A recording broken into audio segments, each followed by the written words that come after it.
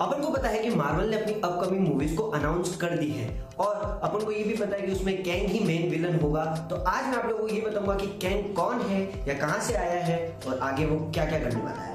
Kang the conqueror ये एक बहुत ही बड़ा विलन है, विलन नहीं इसको सुपर विलन कहेंगे। ये बहुत ही बड़ा सुपर विलन है जो मार्वल की कॉमिक्स बुक्स में अपीयर करता है और ये बहुत ही मतलब बात बात पे टाइम ट्रेवल कर लेता है। मतलब अगर इसको कुछ नहीं समझ आ रहा है, नहीं पसंद आ रहा है तो ये टाइम ट्रेवल कर लेगा। ये कभी आगे चला जाएगा, कभी पीछे चला जाएगा, लेकिन इसकी जो पावर्स है ये बहुत ही ज्यादा पावरफुल है। देखो ये अपने टाइम में कैसे आया इसका वैसे तो बहुत ही बड़ा एक्सप्लेनेशन है, लेकिन मैं आपको शॉर्ट में समझाने की कोशिश करता हूं कि कैंग अपने मार्वल के अभी एमसीयू में अभी कैसे अपीयर कर रहा है। कैंग वैसे तो 30th सेंचुरी में रहता है, लेकिन वहां पे ये बहुत मतलब टेक्नोलॉजी में बहुत ज्यादा एडवांस होता है और 30th सेंचुरी ऑब्वियसली टेक्नोलॉजी में बहुत ज्यादा एडवांस है। तो वहां पे ये कुछ समय तक समझने के बाद, टेक्नोलॉजी को अडॉप्ट करने के बाद ये समझता है कि अब मैं यहाँ पे बोर हो चुका हूँ, तो ये टाइम ट्रेवल करता है। टाइम ट्रेवल करके ये एकदम पीछे आता है इजिप्ट में। इजिप्ट मतलब बाबा आदम के जमाने में बहुत ज्यादा सीधा।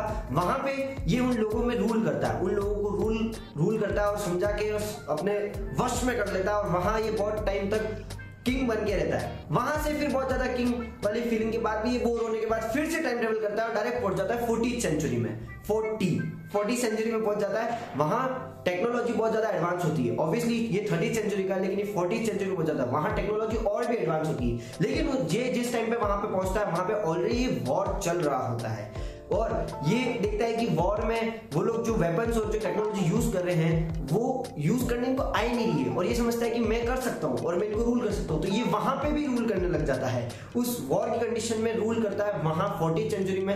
फिर थोड़े टाइम बाद फिर से बोर हो जाता है तो घूमता फिरता अपने टाइम में आ जाता है मॉडर्न एज में, जिसको 21st या 22nd सेंचुरी कह लेते हैं। वहां ये एवेंजर्स से लड़ता है और उनको हरा देता है और फिर थोड़ा और कुछ आगे पीछे होने के बाद एवेंजर्स फिर से इससे लड़ते हैं और फिर से इसको लड़के इसको टाइम में आगे भेज देते हैं। ये सब नॉलेज मेरे को वैसे कॉमिक बुक से मिली है, क्योंकि कॉमिक बुक में पूरा एक्सप्लेनेशन दे रखा है। जब कैंग यहाँ आता है अपने मॉडर्न एज वाली सेंचुरीज में जहां पे वो एवेंजर्स से लड़ता है, तो एवेंजर्स उस टाइम पे बिल्कुल भी तैयार नहीं होते हैं कैंग को फेस करने के लिए। तो वो डायरेक्ट आ जाता है और डायरेक्ट जो फर्स्ट वॉर होता है उसमें एवेंजर्स को आराम से हरा देता है। लेकिन फिर जैसे जैसे आगे चलते हैं, वैसे अभी मैंने आपको बताया कि एवेंजर्स फिर तैयारी करते हैं और कैंग को हरा के उसके टाइम में फिर से भेज देते हैं। अब बढ़िया अगर इसके सेकंड पॉइंट पे, तो मैं आपको ये बता देता हूं कि वैसे तो ये कैंग की स्टोरी बहुत ही ज्यादा कॉम्प्लिकेटेड है, क्योंकि ये बात बात पे टाइम ट्रेवल कर लेता है और टाइम ट्रेवल करने के साथ साथ इसकी वेरिएंट्स बना देता है। ये जहां भी जाता है वहां इसके नए वेरिएंट्स बना के वहां छोड़ देता है। मतलब अगर ये वैसे तो ये बहुत ब्रीफ टॉपिक है, लेकिन मैं आपको एकदम शॉर्ट में समझा देता हूं। मैंने उल्टा बोल दिया वैसे तो ये बहुत ही बड़ा टॉपिक है, लेकिन मैं आपको शॉर्ट में समझा देता हूं कि ये कैंग बेसिकली एक सुपर विलन है जो बोर होते होते टाइम ट्रेवल करता है। वैसे इसकी और भी बहुत सारी कहानियां हैं, जैसे इसकी लव स्टोरी होगी, इसके नए वेरिएंट्स की कहानी होगी, इसकी पुराने वेरिएंट्स की कहानी होगी, इसके फ्यूचर वेरिएंट्स की कहानी होगी। लेकिन घूम फिर के अपन तो बेसिकली उस चीज पे आते हैं कि मार्वल में कैसे अपीयर कर रहा है और अपन को जो मार्वल के आगे वाले फेजेस है उसमें ये कैसे कैसे देखने को मिलेगा। जब कैंग टाइम ट्रेवल करते करते थक जाता है तो ये क्या करता है कि एक कमेटी बनाता है जिसमें इसके सारे वेरिएंट्स को इकट्ठे करके कमेटी बनती है। लेकिन इसमें से 3 जने जो होते हैं वो रूलर पे रहते हैं, मतलब कैंग के ही 3 वेरिएंट होते हैं वो रूल करते हैं उन सबको, और एक एक करके जो उसके वेरिएंट्स है उनको ये लोग मारते हैं। मतलब जो इन्होंने पहले आबादी फैला दी खुद की, उसी को अब ये कम करते हैं और उसमें से सिर्फ एक ही वेरिएंट लास्ट में बचता है जो सब कुछ हार के थक जाता है। मतलब हार उतना तो सही वर्ड नहीं होगा, थक जाता है और वो थकने के बाद टाइम कीपर से मिल जाता है। टाइम कीपर्स मार्वल की कॉमिक्स में बहुत ही ज्यादा एक्सप्लेनेशन में दे रखा है, वैसे वहां कुछ और कहते हैं, टाइम कीपर नहीं होता है शायद। अपने नॉर्मल अगर अभी के माहौल के हिसाब से देखें तो टाइम कीपर होता है। टाइम कीपर जो टाइम की रक्षा करते हैं उनसे मिल जाता है और वो इसको ये टास्क देते हैं कि तुम ये जो टाइमलाइन से इसको सबको एक करो, इनको यूं यूं यूं यूं यूं मत रखो और इसकी ही रक्षा करो। और अपन को इसी का एक शॉर्ट मतलब एक्सप्लेनेशन या शॉर्ट इंट्रोडक्शन अपन को लोकी सीजन 2 के लास्ट एपिसोड में दिया था, जहां पे कैंग सब कुछ हार के बैठा है और आराम से कहता है कि अब मैं हार चुका हूं और मुझे मरना है।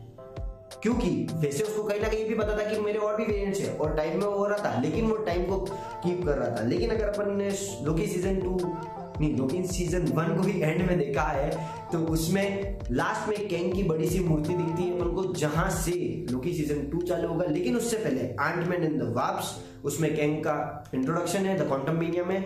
फिर लोकी सीजन 2 आएगा और वहां पे ही मेरे ख्याल से पूरी ये स्टोरी बिल्ड कर देंगे मार्वल के अपकमिंग फेजेस के लिए।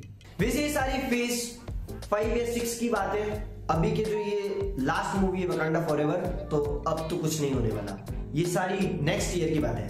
मल्टीवर्स को खोलने का मेन रीजन ही मार्वल का यही है कि कैंग को इंट्रोड्यूस करा जा सके, क्योंकि मल्टीवर्स में ही कैंग घूमता है, क्योंकि कैंग ऑलरेडी 30th सेंचुरी में जी रहा है या 40th सेंचुरी में जाके आ चुका है, तो उसके लिए वहां पे मल्टीवर्स टाइम ट्रेवलिंग सो मतलब कॉमन सा है, नॉर्मल हो चुका है अपने यहाँ पे, फिर भी it's all new for us.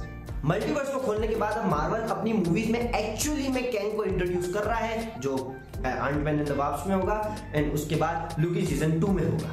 तो दोस्तों मैंने आपको बहुत एकदम शॉर्ट और एकदम सिंपल तरीके में कैंग का एक सराउंडिंग एरिया या कैंग क्या है या क्या हो सकता है और क्या था, मैंने समझाने की कोशिश की है। अगर आपको समझ में आया है तो ठीक है, नहीं आया है तो मैं कुछ नहीं कर सकता। तो बेसिकली एंट-मैन एंड द वास्प का ट्रेलर रिलीज हो चुका है और गार्डियंस ऑफ द गैलेक्सी का भी ट्रेलर रिलीज हो चुका है, उसका इससे कोई लेना देना नहीं है, वो तो किसी बच्चों की पिक्चर लगती है मेरे को। लेकिन एंट-मैन एंड द वास्प बहुत ही ज्यादा तगड़ी होने वाली है, क्वांटम मेनिया वाली, एंड इसके बाद ही लूकी सीजन 2 भी ज्वाइंट होगा, जहां तक मेरा पूरा यही मानना है। और मैंने समझाने की कोशिश की, आपको समझ आया है तो अच्छी बात है, और अगर आपके कोई डाउट है तो नीचे कमेंट सेक्शन में बताना, और अगर कोई और थ्योरी है तो वो भी अपन बाद में डिस्कस करेंगे। और अगर आपके माइंड में कुछ डाउट है या आप चाहते हो कि मैं उस चीज पे भी बात करूं या समझाऊं, तो वो भी नीचे कमेंट सेक्शन में आप लिख सकते हो। तो तब तक के लिए मिलते हैं अगली वीडियो में, तब तक के लिए जय हिंद, टाटा।